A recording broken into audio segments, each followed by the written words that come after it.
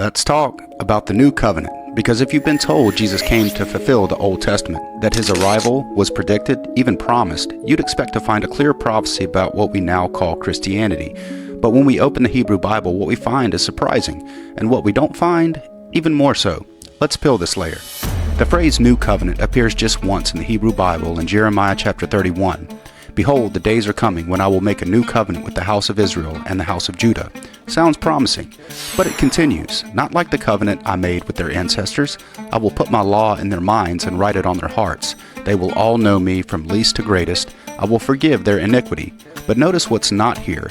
No dying Messiah, no Gentile inclusion, no faith over law, no mention of atonement by blood. And the covenant, still with Israel and Judah.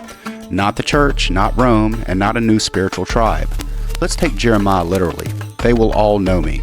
Has that happened? Have all Israelites had Torah written on their hearts? Has sin been removed permanently? Is ritual, repentance, and tradition obsolete? Even Jewish scholars agree this hasn't happened, at least not yet.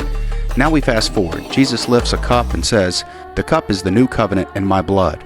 Hebrews 8 quotes Jeremiah, then applies it to Jesus. But here's the problem. The terms have changed. In Jeremiah, the covenant is for Israel and Judah.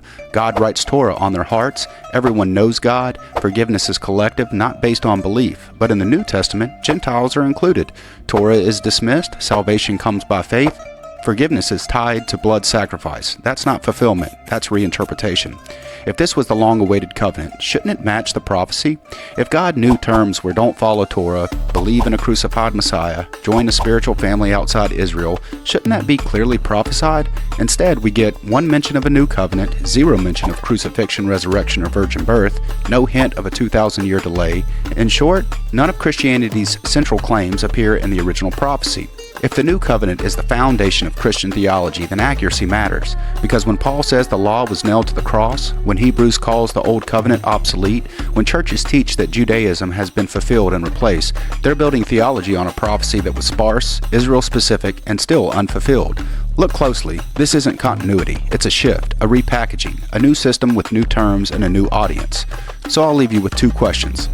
Is the new covenant what Jeremiah promised or what the church later claimed?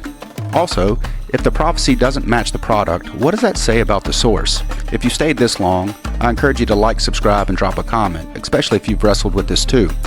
We're not here to point fingers, we're here to peel back the layers and search for truth, wherever that may lead. Until next time, be blessed.